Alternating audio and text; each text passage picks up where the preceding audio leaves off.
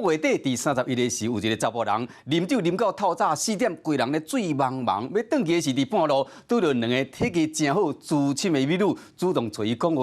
啊，这个查甫人无方便，一个无张持尔，身躯的现金55000块，就互美女摕去啊。在地人讲，这款的手法伫网咖已经真平常啊，只能提醒大家真正唔通啉伤济。 半暝4点外，穿红衫查甫人啉甲醉茫茫，行路个叫咧，想不到过无偌久，就小姐来甲伊讲话。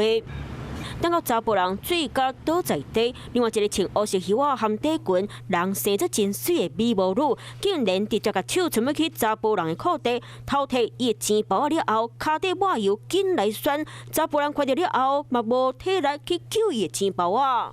当时黄姓男子已经倒在路边，两名女子看着他醉得神志不清，就趁机对他下手行窃。没想到男子突然惊醒，吓得他们立刻逃走。两位小姐红看到了后，随走去后壁巷内底，因为店家坐，搁真热忝，两位小姐顺利走去，因为手法搁真是手，不过附近的民众早就看惯势啊。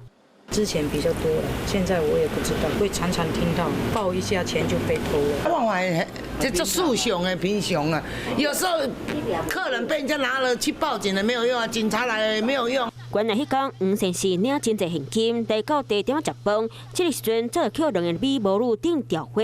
黄小姐先来介卫生，互被害者无注意，搁来换贵小姐偷摕伊落地的现金，拢总偷摕55000。附近扩大调阅监视器画面。 将2名嫌疑人追查到案。警察了解，黄小姐早就伫咧1807年就接到罪，啊偷摕贵小姐虽某无真可，不过看起来经验嘛真济。警察怀疑两个人联手拐啉酒醉查甫人，结果甲伊落地啊，轻甲打。即马警察已经锁定身份，要来扩大调查。 有事没事赶紧转开华视，还没有订阅华视的 YouTube 频道吗？赶紧按赞、订阅、开启小铃铛，我们华视 YouTube 见。